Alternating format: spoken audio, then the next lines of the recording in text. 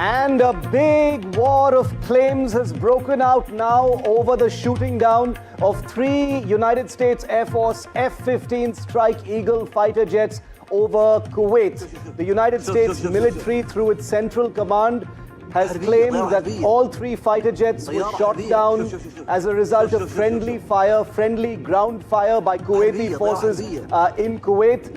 Iran has rebutted this claim and said that the 3 American F-15s were shot down by Iranian air defense systems. A war of claims and counterclaims over the loss of these 3 frontline F-15 fighter jets has now become one of the big stories making the headlines out of a region that is literally on fire. So the US says it is friendly fire, but Iran claims that it actually shot down these 3 F-15s, which would be a big achievement if it is actually true. A war of combat, but also a war of claims and perceptions at this time. Who is telling the truth? What is the reality? Will we ever really know, given the fog of war that continues to blur the lines between reality and fact as combat continues to escalate in this region? I want to show you the pictures right now of those F-15s coming down. One of the F-15s that was shot down has been captured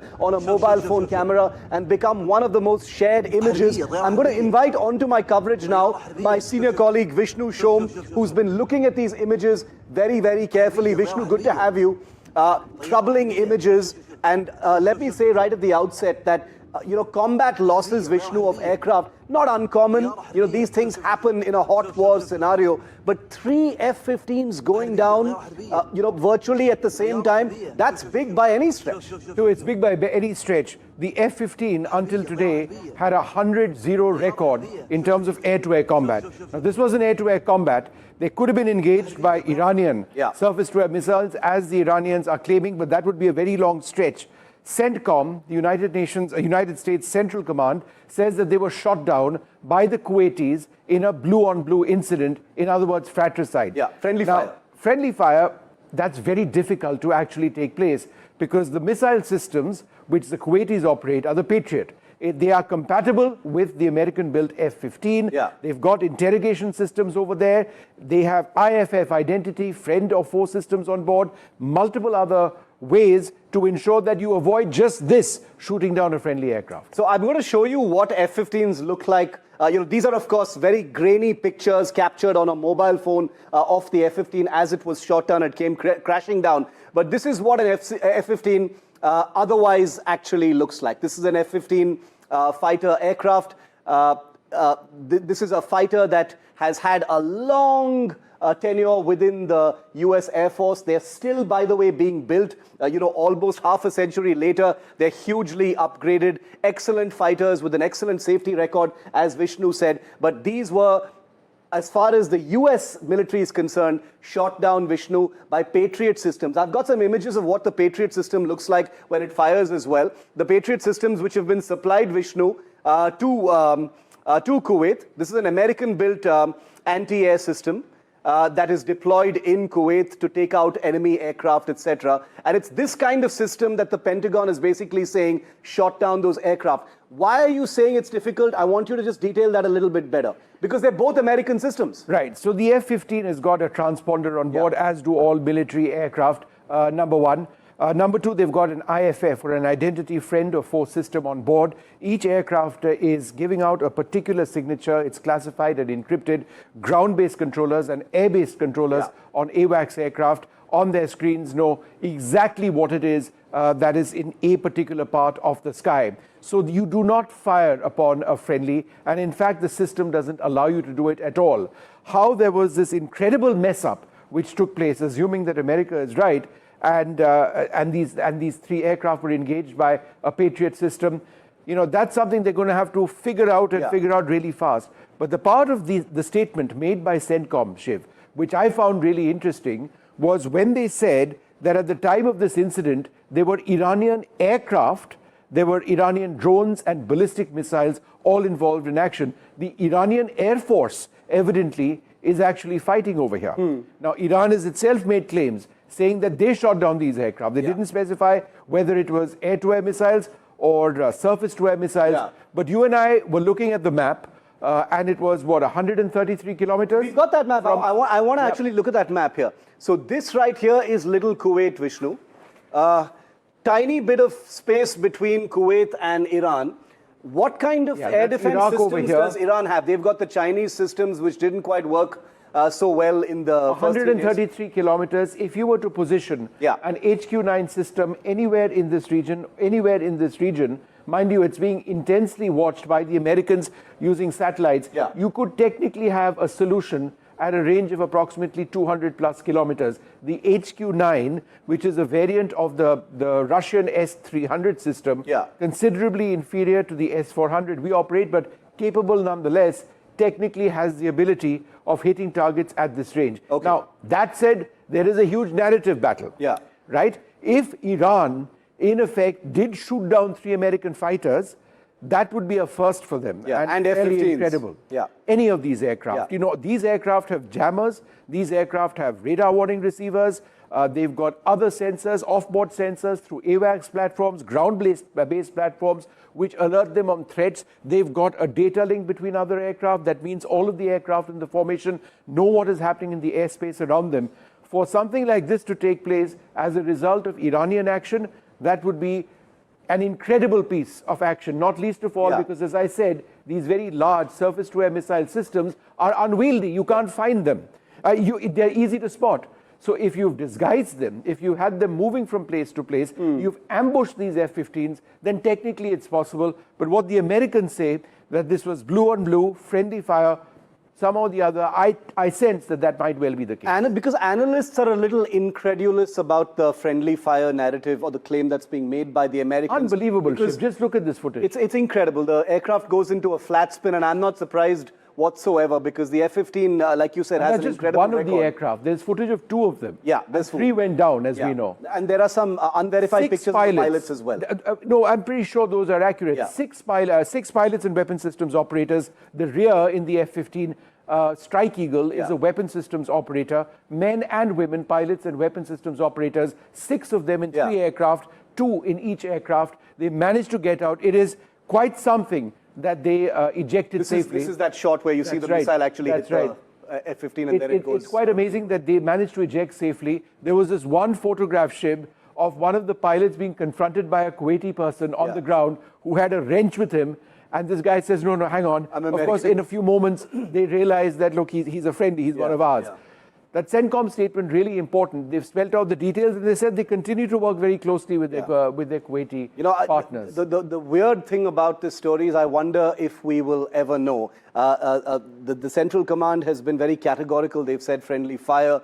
There are technical questions to answer. How can American systems shoot down American planes? Of course, it can technically happen, but there are safeguards and guardrail systems, technologically speaking, to prevent this from happening, like you listed out. So it's tantalizing. I'm just glad the pilots are okay. They've all been recovered safely, and that's all that counts. At the end of the day, loss of aircraft is not uncommon in battle, and I think there's in many ways, there's a lesson to learn for many countries about, the fact that this is a country that has declared these losses right up front, put that out there, and just gotten on with it. The CENTCOM statement said Iranian aircraft were in the air. The Iranians are fighting. You will not hear what they are saying. And their ability to communicate this at a time when things have been jammed up is not there. So in as much as we are sort of mentioning what the West is mentioning, because that's the information coming to us, who knows, maybe a lot of what the Iranians are claiming, some of it at least, might well be true. Very true. Vishnu, appreciate it. Thank you very much for being with me. We're going to continue to look very closely at this story. I'm joined now to get an expert view on both the shooting down of these F-15s as well as the larger air war that is taking place at this time under Operation Epic Fury. I'm joined live by Colonel Jeffrey Fisher. He used to be with the United States Air Force. He has been a combat pilot and spent hundreds of hours in hostile airspace himself. He's also been the executive assistant to the NATO Special Operations Headquarters. Colonel Fisher, welcome. Thank you very much for your time. We appreciate it here on NDTV at a difficult and troubling time in the region that we're tracking, so it's good to have an expert voice such as yours. I'd like to start, Colonel Fisher, if I may, with your assessment of the incident that I've just highlighted, the 3 F-15s that were shot down over Kuwait. The US military says it was friendly fire. Iran, of course, has said, no, we shot it down. What do you think may have happened? Yeah, first of all, thanks for having me. I truly appreciate it. And your comments earlier, right before I came on, were 100% spot on. We should all be grateful that the 6 air crew members are safe and they're okay. Martin Baker ejection seats are still batting 1,000. They're doing great with those ejection seats, so that's really good news. Look, I realize that there are conflicting claims that the United States and Iran are both claiming that, the different versions of how these aircraft were shot down. What I would say is, if you play the video of the one that is targeted by the missile, right? Yes. What you'll notice is that airplane is not reacting or responding to any kind of threat. It's flying straight and level. It's not pushing out shafts and flares. It's not trying to jink. It's not trying to maneuver away from a missile. This kind of indicates to me that the pilots might have been aware that there was a threat radar that was active, but that threat radar, that surface-to-air missile radar system, most likely was a friendly radar system, right? You're not going to react to friendly radar signals. The S-300 and then the S-400, theoretically, could the S-300 reach that far? Yeah, your earlier guest and the maps that you put up were quite helpful, I think, for your audience. But I would point out this, for an S-300 missile to fly as far as it would have to fly to hit these different airplanes, the radar would have to be on most, if not the entire time. That would be a threat radar that they would be definitely cued to in the cockpit.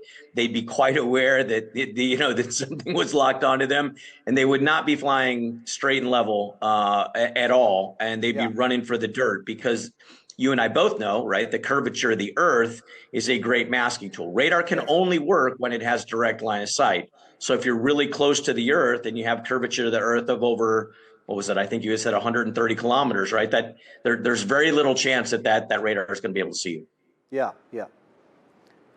Colonel Fisher, your assessment of how this air battle has been fought so far, because it looks like Iran has been completely overwhelmed. But in today's incident as well, the statement that came out from the Central Command said, that the Iranian Air Force is in the air.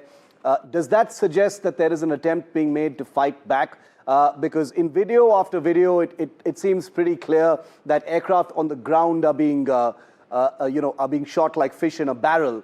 What kind of air power does Iran have at this point?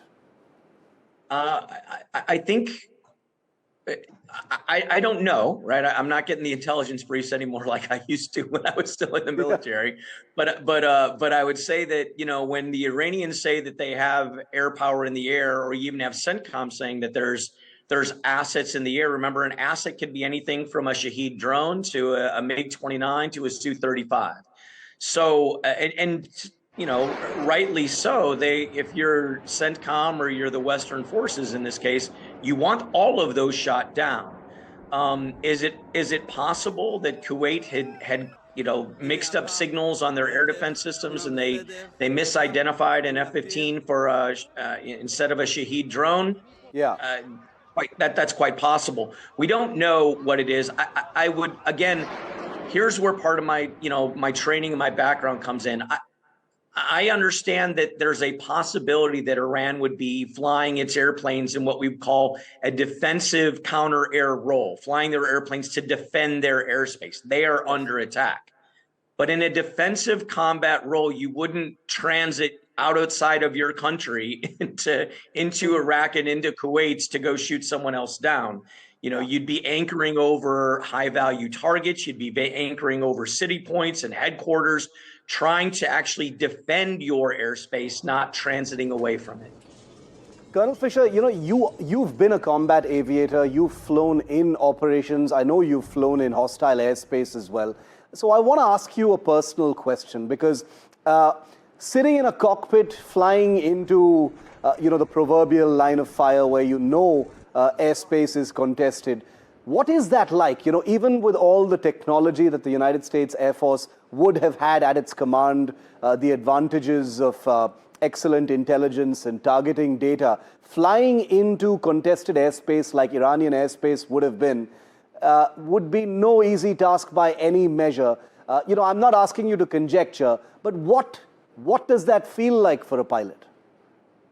Yeah, you train for it so much, right? You train for it at Nellis Air Force Base and other places with exercises, and you react and training.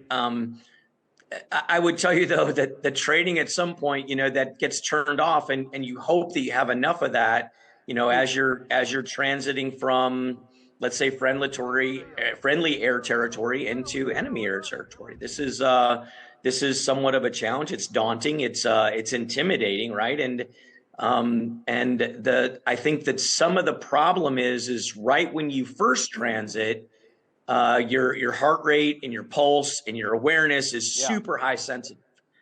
An hour into the flight, however, you can't maintain that, right? So you kind of get lulled into a bit of a false sense of security, and you've got to be very careful to fight that, because complacency in air combat can get you killed. This was an especially complicated operation, Colonel Fisher. Largest number of fighters in the air at the same time, for this kind of precision strike. At least in a generation, I don't remember seeing such a large number of fighters reportedly in the air at the same time, with these objectives. How complicated is it to plan something like this? The planning would take at least a week, and where I think that perhaps your viewers would find this interesting, right? When the war kicked off, I immediately called a bunch of my friends back in Washington, D.C. and other places, and I said, "Hey, this doesn't make sense to me. What are you guys doing?" Because I thought they'd messed up planning. Like, one of the first things you look at when you look at planning is, when Western air power strikes first, we strike at night. Right, you've got and we've got precedented, Iraq 1, Iraq 2, Afghanistan, Serbia. We never attack the first strike in broad daylight, and I didn't understand what would drive the West to choose to strike in the middle of broad daylight when they have the advantage of night, and assume that risk, right? Because there's a risk associated with this. And once you start rolling through why the United States would do that, you realize, well, the Iranian regime was most likely sleeping in bunkers that were extremely hardened, low, and well taken care of, anticipating a strike in the middle of the night. They were walking around, and they did their normal, patterns of habits during the day, where they went to meetings and they did things, because we, the West, had built a habit up for ourselves of only striking at night. If you truly wanted to actually go for an attempt to remove the regime and strike them, daytime was probably the right answer, even with the risk that it assumed. So when you ask a question like how much planning goes into this, okay, well, if I'm going to strike during the day and I know I'm going to assume that risk, what things can we do now to mitigate it? Because we don't want to lose any airplanes over Iran. Final question, Colonel Fisher, by your reading, your assessment, I know this is a broad question, because this remains one of the big unanswered questions, but how long do you think the combat is going to last in the way that we see it right now? President Trump has said, it could last another 4 weeks. He's given a sort of definitive time frame to it. How do you see it play out? Yeah, that's a great question. I'll tell you what, last night I got it wrong, right? So I'm usually the first one to admit when I make a prediction and I get it wrong. My expectation was that last night that the West was going to make a massive air campaign attack against Tehran. And that was based on whatever's left of the regime and the leadership making comments saying that they were going to strike back after this strike. Yeah. I have cautious optimism, and I'll phrase it that way, right? The United States and the West did not make a significant attack last night, right? It was really quiet in and around Iran.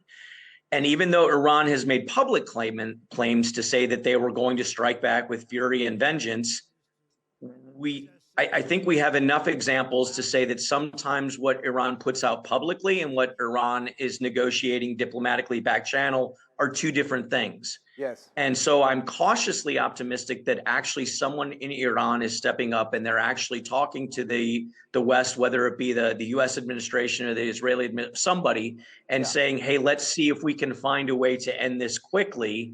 I'm hopeful because again, we didn't see that massive strike campaign last night. I would imagine it's drawn up and it's on the books and it's ready to go.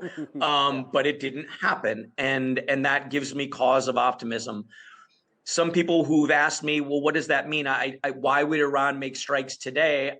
I would say, look, I don't know the answer to that, but I could plausibly argue that when you decapitate a nation by 10 to 15 people in leadership, the chances are that some of the command and control out in other areas are still launching under old orders and might not be aware that there might be negotiations going on.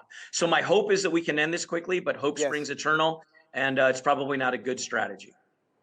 Okay, we're going to leave it there, but it's been great to have you, Colonel Jeffrey Fisher. Great talking to you, and thanks very much for joining me tonight here on India Matters. Thank you. So far, things have existed in crossfire between the US, Israel, and Iran. Iran has hit back, but many people watching the combat are wondering whether a maximum war or a maximum escalation situation that doesn't quite become a nuclear exchange is even possible. Is that possible? Let's try and simulate some of the steps. And I want to start with something that actually did happen yesterday.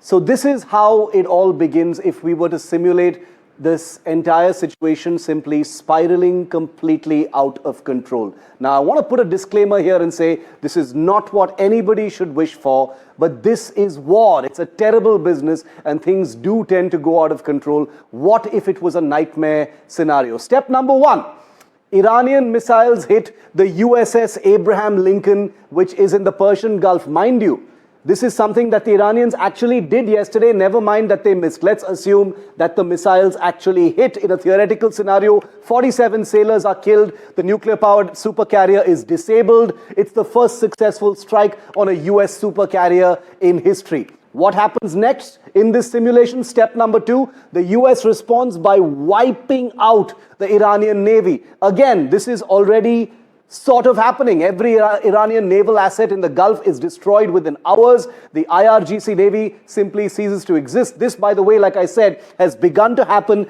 in the Chabahar port and elsewhere, but now it goes many steps further. Then there escalates to step number three. Iran reinforces its blockade of the Strait of Hormuz. It has already blocked it, now it reinforces it. It lays mines on the Strait of Hormuz and targets tanker traffic. Oil spikes by 60%. The global economy gets a massive shock. This is what the world is really, really scared about, by the way. Then it goes to step number four and spirals even more out of control. The US comes in to the Strait of Hormuz and forcibly opens it. 2 US aircraft carrier groups clear the mines from the strait. US Marines seize and occupy Iran's Keshem Island, which straddles the Strait of Hormuz off the coast of Iran, and the strait then opens, but just barely. It's still a very precarious situation. Step number five. Now that Iran is hugely under pressure, the United States is at its doorstep, it unleashes its proxies. The Hezbollah in Lebanon, they unleash 150,000 rockets, theoretically. Remember, this is all just a simulation. Those rockets go and hit northern Israel, they go and hit northern Israel, where Israel's Iron Dome is overwhelmed. Israel suffers its worst civilian casualties since its founding. Then, step number 6, Israel invades Lebanon once again. It has happened several times before. Israel is forced to start a ground invasion. 3 armored divisions push 40 kilometers into Lebanon.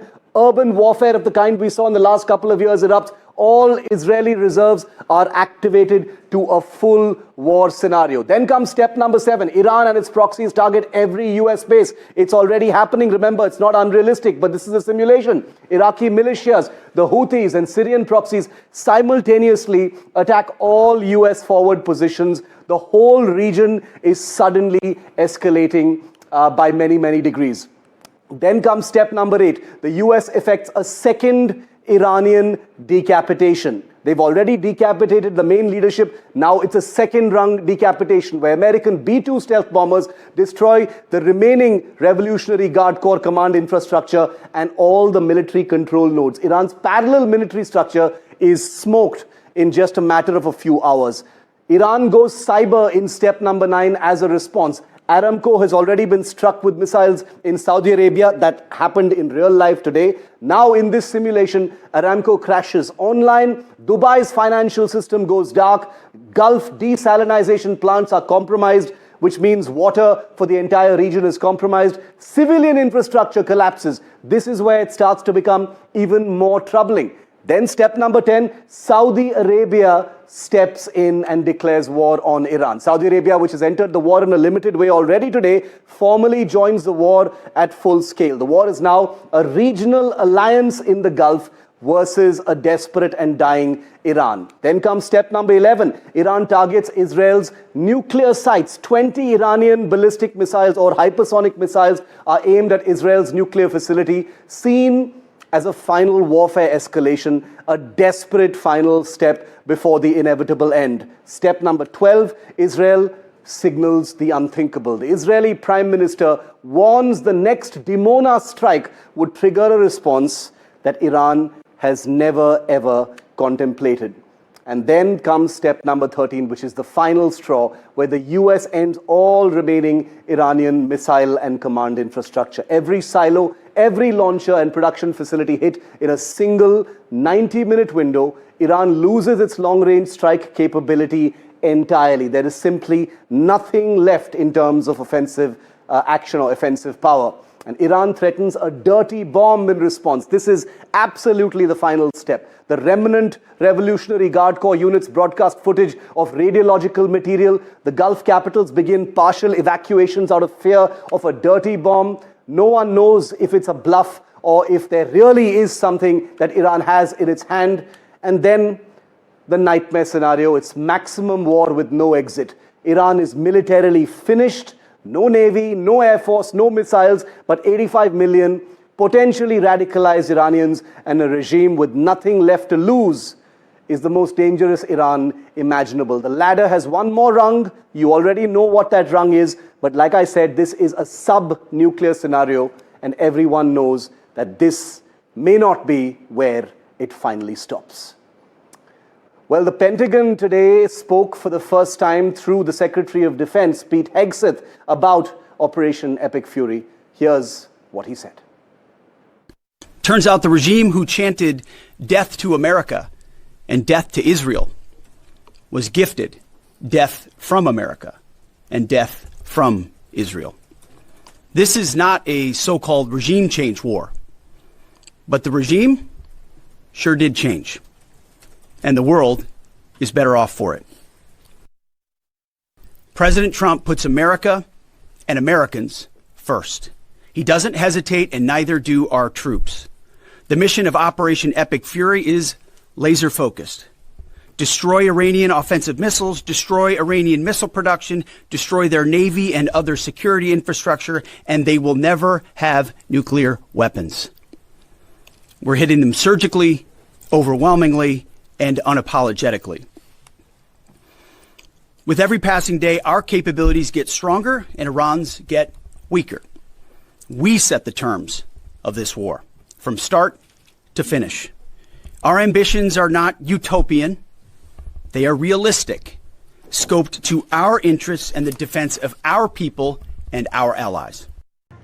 It's only been a few days since Operation Epic Fury began, but a lot of people have been asking me what my big observations, the big takeaways from this combat operation have been so far. So I decided to list some of them, and here they are. Let me start very quickly. Number one, and this really stood out to me, so I want to get right to it. The US used reverse-engineered Iranian drones. One of the biggest takeaways from Epic Fury so far is how the US military has turned tradition upside down. Historically, US adversaries have copied American tech, American weaponry and tactics. This time, the US reverse-engineered Iran's Shahid suicide drone and created a devastating low-cost version of its own called the Lucas. Guided by Elon Musk's Starlink network, this cheap and expendable drone swarm was used for the first time by American forces. Takeaway number two, Iran's ballistic missiles apparently flying with decoys. Now, this is not confirmed, but several pieces of footage have appeared to show Iranian missiles successfully penetrating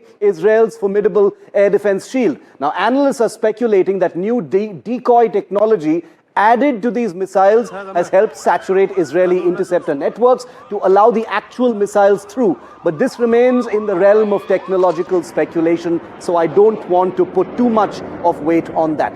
Number three, American F-22 Raptor stealth fighters made their combat debut from Israel. About a dozen F-22s deployed to Israel for the first time for combat operations, joining F-35s from Israel, as well as the US carrier battle group in the Persian Gulf. This is now the most concentrated stealth fifth-generation fighter deployment to a single war theater ever. That's right. Number four, my big takeaway number four. 200 Israeli jets, the biggest Israeli air operation ever, with roughly 200 fighters airborne simultaneously. This was Israel's largest ever Air Force mission. The complex deployment of such a large air power package meant the demolition of Western Iranian air defenses before establishing air supremacy over the capital city of Iran, Tehran itself.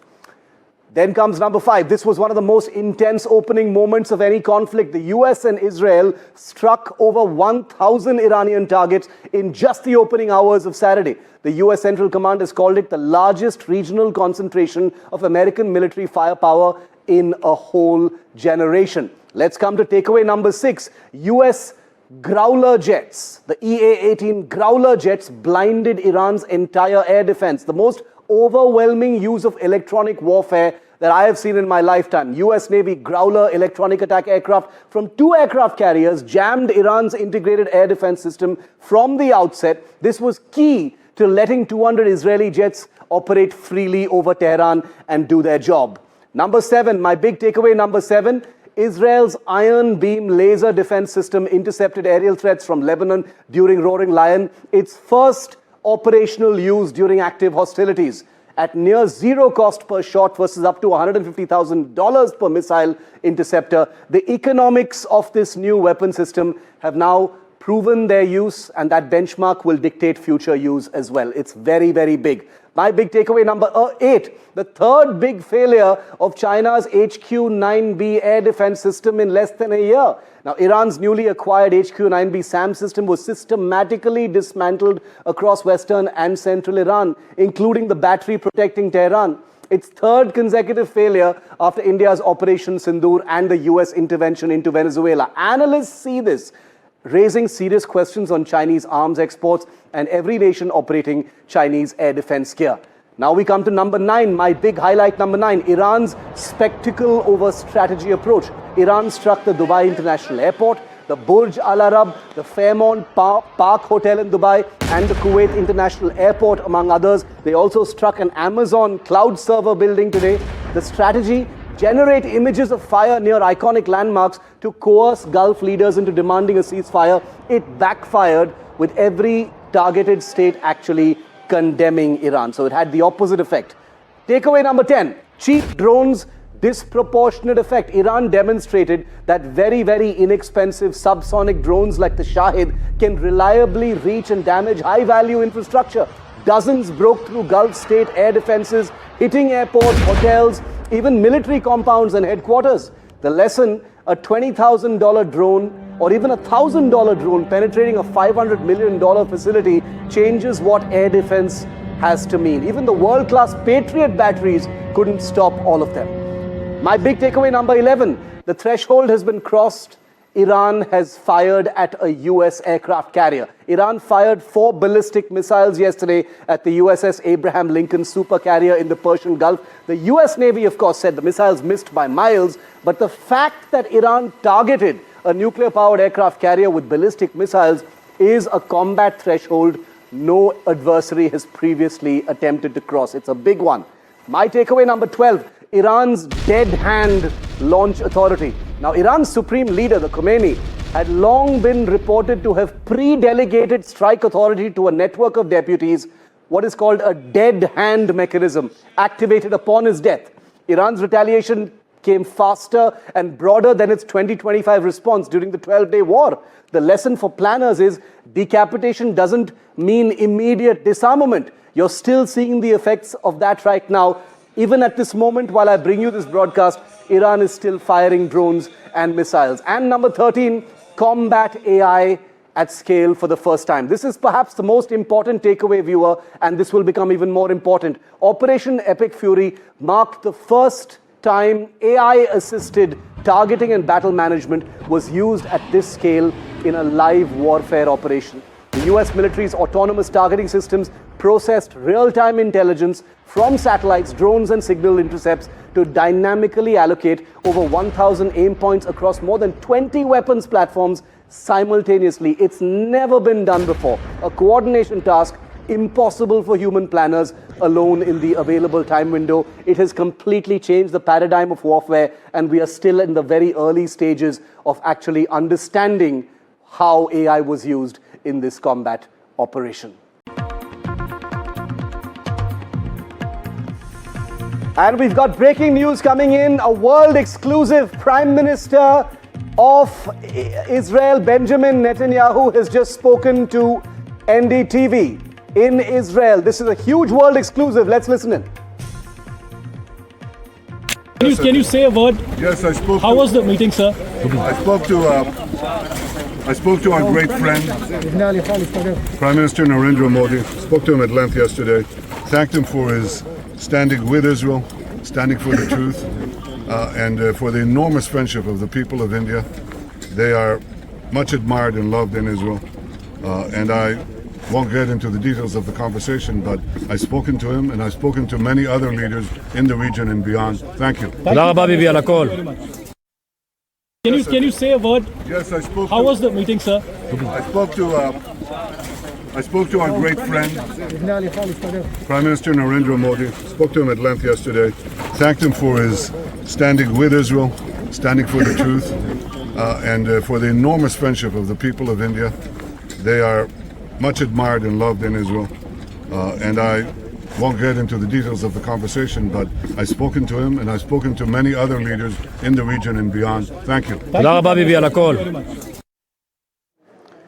This is a huge exclusive. Benjamin Netanyahu speaking to the first Indian network, speaks exclusively to NDTV. A short little comment, but a very meaningful and important one to NDTV's Aditya Raj Kaul, who is on the ground tracking this combat operation live. This is Benjamin Netanyahu in Beit Shemesh, one of the cities that had actually been targeted by Iranian missiles yesterday, causing many casualties. The Prime Minister of Israel doing a ground inspection for himself. Let's play out for you once again what he said, and then we're getting Aditya live. Let's play it out for you once again what Prime Minister Netanyahu has said. Yes, I spoke. How was the meeting, sir?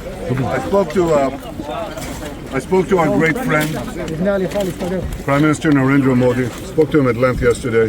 Thanked him for his standing with Israel, standing for the truth, and for the enormous friendship of the people of India. They are much admired and loved in Israel. And I won't get into the details of the conversation, but I've spoken to him and I've spoken to many other leaders in the region and beyond. Thank you. Can you say a word? Yes, I spoke. How was the meeting, sir? I spoke to our great friend, Prime Minister Narendra Modi. Spoke to him at length yesterday. Thanked him for his standing with Israel, standing for the truth, and for the enormous friendship of the people of India. They are much admired and loved in Israel. And I won't get into the details of the conversation, but I've spoken to him and I've spoken to many other leaders in the region and beyond. Thank you. All right, Aditya Raj Kaul, our senior executive editor, who took a detour from Jerusalem to Beit Shemesh to get a word in from the Prime Minister of Israel, has just sent us this report. Big word from the Prime Minister of Israel. Remember, he had spoken to the Indian Prime Minister yesterday. Here's Aditya. NDTV is right now in one of the locations that was attacked. You can see just behind me Prime Minister Benjamin Netanyahu, who has visited this place. This is one of the locations where a deadly attack took place. 9 people were killed, and there were, in fact, more than 25 who were injured out here. You can see Netanyahu, in fact, visiting this particular location out here. And this is the latest that we are picking up in Beit Shemesh, where, in fact, these are the visuals of the destruction that has happened all across. You can see the level of the destruction. The Prime Minister is, in fact, looking at the visuals right now of the mayhem that occurred yesterday in the Iranian missile attack here. And, of course, these are the live visuals here on NDTV exclusively as we report on the West Asian crisis all across completely. Let's stay with these visuals of Prime Minister Netanyahu actually looking at the location. And there were 9 people who died, but also children who became victims of this complete mayhem that has happened here. There are 3 different locations that were hit in Jerusalem and Tel Aviv in the last 3 days. Today is the 3rd day of the conflict taking shape here. But now, of course, the big question really, how will this conflict end? What is the end game really? And how exactly will peace be restored in the Middle East? Reporting from near Jerusalem in Israel, this is Aditya Raj Kaul for NDTV. Now, I want to tell all of our viewers that in the middle of a conflict situation, the architect of that Operation Roaring Lion is the man you see on your screen, Benjamin Netanyahu, and he has spoken first and exclusive to NDTV. It's a short bite, but a very important one. He talks about speaking to his great friend Narendra Modi, who he hosted just a few days before. Here he is speaking to NDTV's Aditya Raj Kaul. Listen very carefully to what he says. Can you say a word? Yes, I spoke. How was the meeting, sir? I spoke to our great friend, Prime Minister Narendra Modi. Spoke to him at length yesterday. Thanked him for his standing with Israel, standing for the truth, and for the enormous friendship of the people of India. They are much admired and loved in Israel. And I won't get into the details of the conversation, but I've spoken to him and I've spoken to many other leaders in the region and beyond. Thank you.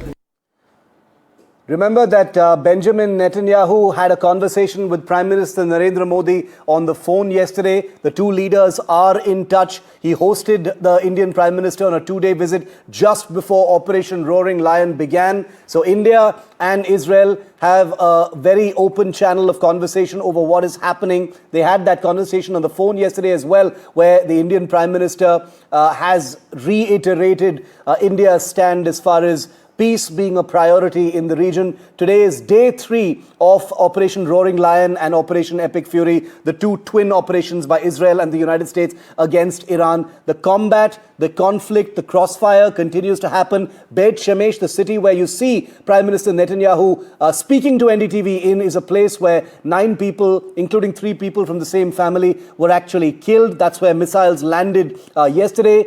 And NDTV's Aditya Raj Kaul was there ground reporting when the Prime Minister of Israel arrived, and he managed to get this very important comment from him. And remember that at this time, when everything is volatile, the smallest of words, the smallest of expressions mean a great deal. At this time, relations between countries are being questioned, but India and Israel remain very close friends. Aditya Raj Kaul is live with me. Aditya, incredible that Prime Minister Benjamin Netanyahu has spoken first and only to NDTV. I am not surprised one bit that he has chosen to speak to you at a place which was attacked yesterday, Aditya.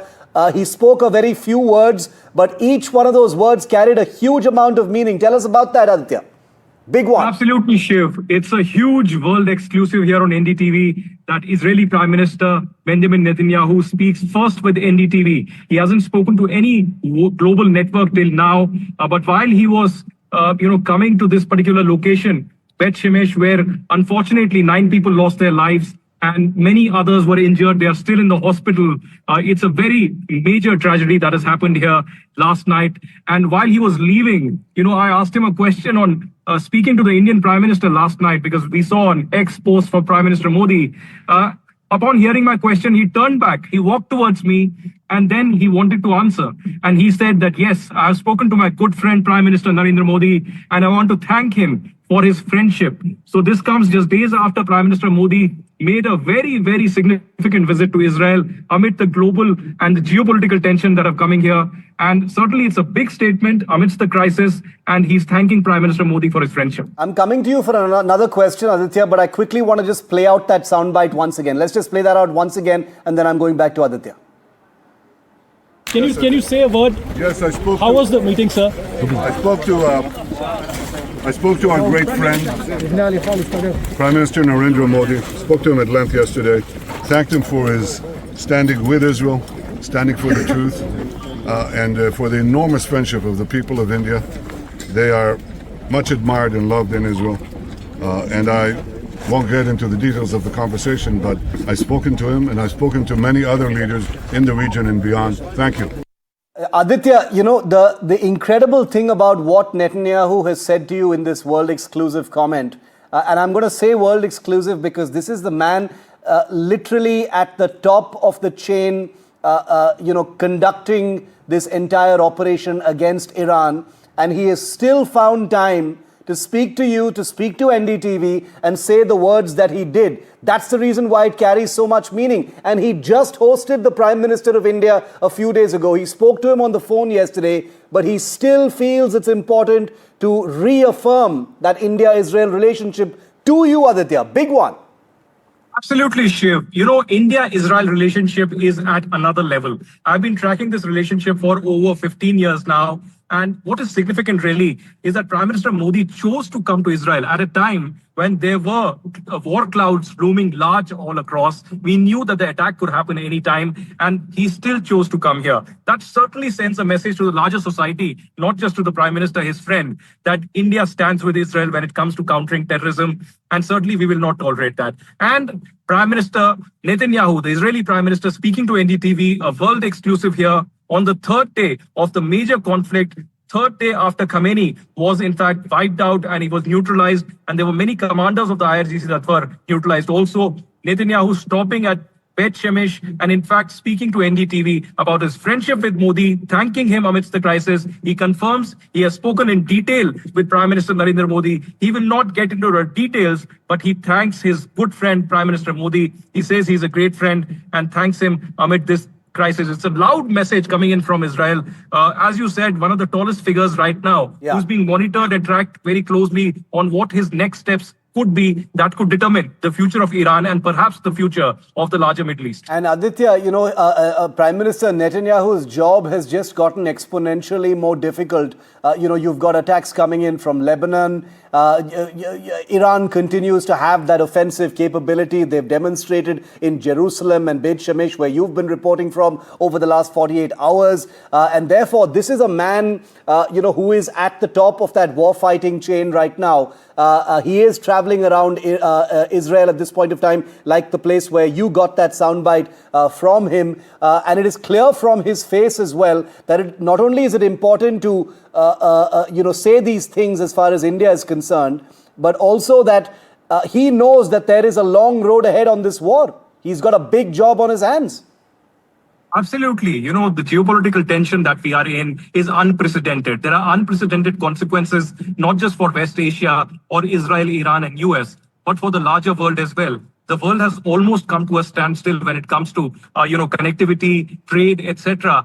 Because of Doha, Dubai, Abu Dhabi airports completely being shut, airspace being affected, and several people being stranded as well. And amid that, Prime Minister Netanyahu has come out with a strong message to his people coming to the site which was attacked, where 9 people were killed, more than 25 were injured. And he chose to speak to NDTV, and that to thank Prime Minister Narendra Modi. This also signifies, Shiv, that India-Israel relationship is at another level now. There's a special strategic partnership that was announced, which I covered very closely over the last 1 week. Modi was here for 2 days. But, we have seen Netanyahu thank, Trump repeatedly in media over the last many weeks. But this is perhaps the first time after his meeting, amid the war clouds, amid the conflict, that on NDTV, Prime Minister Netanyahu has come out and thanked his great friend Prime Minister Modi and India's support. Aditya, it's only a field reporter or a conflict reporter who, while reporting the destruction and the combat, can still score a scoop of this kind. So, excellent work. I'm going to ask you to stay safe, my friend. Hopefully, Netanyahu will give us a full-fledged interview when he gets a little bit of free time. Right now, we can understand that he's a little busy, with the operation itself. But I'm going to keep connecting with you.